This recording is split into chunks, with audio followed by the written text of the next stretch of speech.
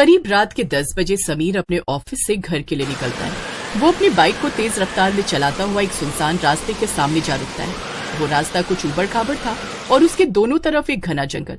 समीर रास्ते को देखते हुए खुद से बोलता है, आज भी अगर घर लेट पहुंचा ना तो मीना मेरी जान ले लेगी। अगर मुझे घर जल्दी पहुंचना है तो इसी जंगल वाले रास्ते से मुझे जाना होगा। यही एक रास्ता है जो घर जाने के लिए शॉर्टकट है। ऐसे खुद से बोलकर समीर उसी जंगल वाले रास्ते पर अपनी बाइक ले चलता है। कुछ दूर जाते ही समीर खुद से बोलता है, इस रास्ते पर कितनी शांति है और न जाने लोग इस रास्ते के बारे में क्या क्या भूतिया कहानियां बनाते रहते हैं। पागल हैं सारे के सारे जो बोलते हैं कि रास्ता भूतों का रास्ता है। मुझे तो अभी तक कोई भूत नहीं दिखा। समीर खुद से ऐसे बोल ही रहा था कि तभी उसे जंगल की ओर एक सुंदर सी लड़की खड़ी दिखाई देती है, जिसे देखते ही समीर अपनी बाइक रोक देता है और जंगल की तरफ देखने लगता है तो उसे वहाँ कोई दिखाई नहीं देता। अरे ये क्या, मैंने तो अभी जंगल की ओर एक सुंदर सी लड़की को खड़े देखा था, पर अब वो वहाँ नहीं है। लगता है मेरा वहम होगा। ऐसे बोलकर समीर अपनी बाइक स्टार्ट करता है कि तभी उसे अपने पीछे सीट पर किसी के होने का एहसास होता है। समीर फिर से बाइक रोककर अपने पीछे देखता है। अरे तुम्हें तो मैंने अभी जंगल में देखा था और तुम अचानक से मेरी बाइक पर कैसे आकर बैठ गई? क्यों, क्या हुआ? तुम्हें मेरा बाइक पर बैठना अच्छा नहीं लगा क्या? अरे नहीं, ऐसा नहीं है। बल्कि मैं तो सोच ही रहा था कि इस सुनसान रास्ते पर तुम्हारे जैसी सुंदर लड़की मिल जाए तो मजा ही आ जाए। मेरा मतलब है कि रास्ता काटना आसान हो जाएगा। अच्छा तो मैं बाइक स्टार्ट कर रहा हूँ, तुम्हें जहाँ उतरना है बता देना। बस मुझे थोड़ा अच्छे से पकड़ कर बैठना। वो क्या है कि रास्ता कुछ खराब है, बस इसीलिए। और तुम्हें डर लगे तो घबराना नहीं, बस मुझे कसकर पकड़ कर बैठना। वैसे भी कुछ लोग बोलते हैं कि रास्ता भूतों का रास्ता है। इस रास्ते पर बहुत सारे खतरनाक भूत हैं, पर मुझे तो एक भी भूत नहीं दिखाई दिया। समीर के ऐसे बोलते ही उसे अपने सामने भूत और चुड़ैल दिखाई देते हैं। समीर घबराते हुए एकदम से बाइक रोकता है कि तभी उसके पीछे सीट पर बैठी सुंदर लड़की भी डरावनी चुड़ैल के रूप में बदल जाती है और वो समीर के कंधे पर जैसे ही अपना हाथ रखती है, समीर उस हाथ के बड़े बड़े नाखूनों को देखकर डर जाता है और जैसे ही वो पीछे मुड़कर देखता है तो उसके होश उड़ जाते हैं। अरे क्या हुआ, तुमने बाइक क्यों रोक दी? तुमने ही तो कहा था मुझे पकड़ कर बैठना। तुम एक चुड़ैल हो? मर गया रे। इसका मतलब लोग सही बोलते हैं कि ये रास्ता भूतों का रास्ता है और मैं इसे मजाक समझ रहा था। अरे चुड़ैल जी देखो, मेरा घर बस आने ही वाला है, प्लीज मुझे जाने दो। अगर मैं घर लेट पहुंचा ना तो मेरी बीवी मेरा भर्ता बना देगी। अरे बाप रे, ये भूत और चुड़ैल तो मेरी ही ओर बढ़ रहे हैं। लगता है यहाँ तो भूतों की पूरी फैमिली है। चुड़ैल जी मुझे माफ कर दो, मैंने आपसे जो भी बोला वो भूल जाओ और मुझे जाने दो। चुड़ैल हंसते हुए बोलती है, ऐसे कैसे छोड़ दूं? पहले मैं तुझसे जरा चिपक तो लूं।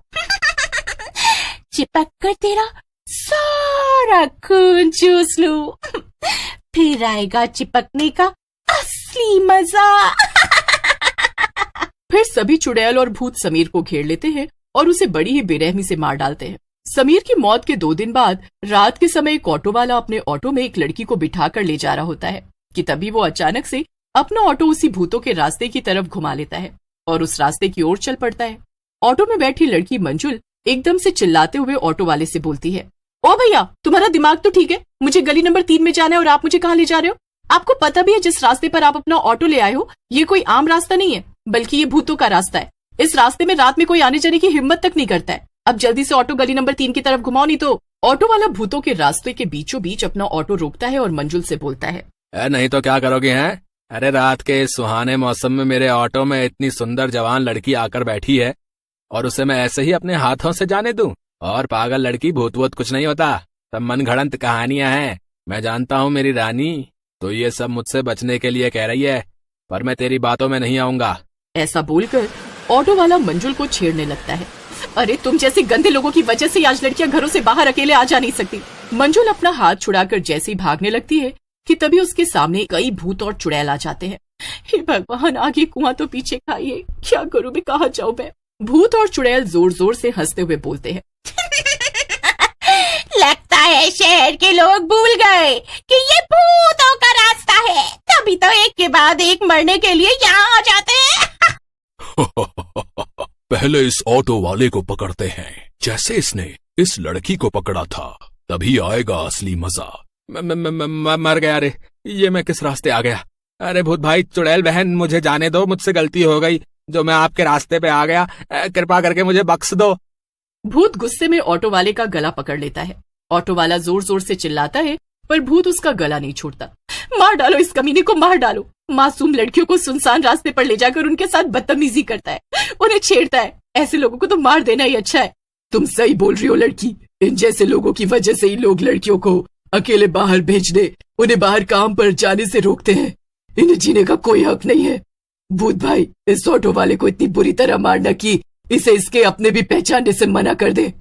ऑटो वाला मंजुल से माफी मांगता है, पर मंजुल और भूत उसकी एक नहीं सुनते और उसे बड़ी ही बेरहमी से मौत के घाट उतार देते हैं। मंजुल रोते हुए भूत और चुड़ैल से कहती है, मैं इस रास्ते से नहीं जाना चाहती थी क्योंकि मैं जानती हूँ ये रास्ता भूतों का रास्ता है, पर ये ऑटो वाला अपनी हवस मिटाने के चक्कर में मुझे इस रास्ते से ले आया। हे भगवान, अब मैं क्या करूँ? घर पर मेरी माँ मेरा इंतजार कर रही होगी। तुम्हें हमसे डरने की जरूरत नहीं है। हम शैतान जरूर हैं, पर हम शैतानों में अभी भी इंसानियत बाकी है। आज इंसान अपनी हवस मिटाने के चक्कर में शैतान बनता जा रहा है। खैर, तुम्हें हम कुछ नहीं कहेंगे, तुम यहाँ से जा सकती हो। और हाँ, ध्यान से जाना, कहीं फिर कोई गलत आदमी के ऑटो में मत बैठ जाना। मंजुल भूत की बात से बहुत हैरान होती है और वो वहाँ से चली जाती है। अगली सुबह मंजुल अपने ऑफिस पहुंचकर अपने ऑफिस में काम कर रहे सभी लोगों को भूतों के रास्ते वाली सारी बात बताती है। तभी मंजुल की बात पर हंसते हुए उसके ऑफिस में काम करने वाला नरेश बोलता है, क्या बात है मंजुल, उस भूत और चुड़ैल ने तुम्हें कुछ नहीं कहा पर ऑटो ड्राइवर को मार डाला। अरे मुझे तुम्हारी इस कहानी में बड़ी हंसी आ रही है। अरे इतनी पढ़ी लिखी होने के बाद भी तुम भूत प्रेतों में विश्वास रखती हो, हैं? वैसे ये कहानी मैं अपने बच्चों को सुनाऊंगा। कम से कम वो तो डर के जल्दी सो ही जाएंगे। वैसे भूतों के रास्ते के बारे में मैंने बहुत सुना है कि जो भी रात के समय वहां से गुजरता है वो वापस नहीं आता, इसीलिए लोग डर से दिन में भी वहां से नहीं निकलते हैं। पर मुझे भी यार ये सब बातें बकवास सी लगती हैं। और मंजुल, तुम्हारी इन बातों पर तो अब मुझे भी हंसी आने लगी है। तुम दोनों को मेरी बातों पर हंसी आ रही है ना, और तुम्हें लगता है मैं तुम्हें भूत चुड़ैल की झूठी कहानी सुना रही हूँ? तो आज रात तुम क्यों नहीं उस रास्ते से घर चले जाते? वैसे भी वो रास्ता घर जाने के लिए सबसे शॉर्टकट है।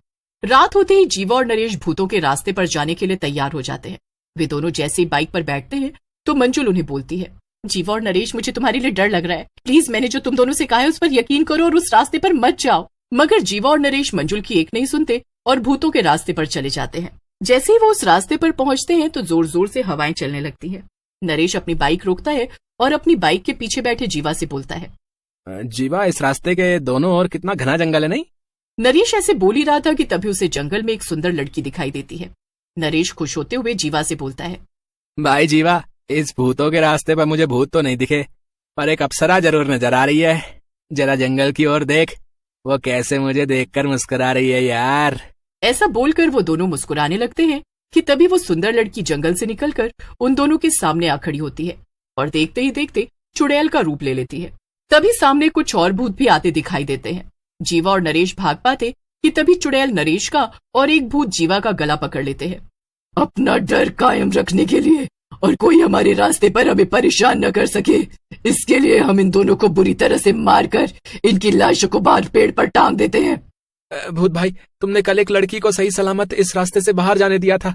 प्लीज हमें भी जाने दो, मेरे छोटे छोटे बच्चे हैं, मैं आपके पैर पड़ता हूँ, मेरे बच्चों की खातिर मुझे जाने दो। चुड़ैल और भूत जीवा और नरेश की एक नहीं सुनते और उन्हें बड़ी ही बेरहमी से मारकर उनके शव को पेड़ से लटका देते हैं। सुबह होते ही जो भी उनके शव को देखता है उनके होश उड़ जाते हैं। कुछ ही देर में पुलिस वहां आती है और उनके शव पेड़ से उतारकर एम्बुलेंस से हॉस्पिटल रवाना कर देती है और उस भूतों के रास्ते पर बड़ा सा बोर्ड लगा देती है जिस पर साफ साफ लिखा था कि ये रास्ता भूतों का है, इसलिए कोई भी इस रास्ते से ना जाए। धन्यवाद। उस दिन के बाद से कोई भी उस रास्ते की तरफ नहीं भटका।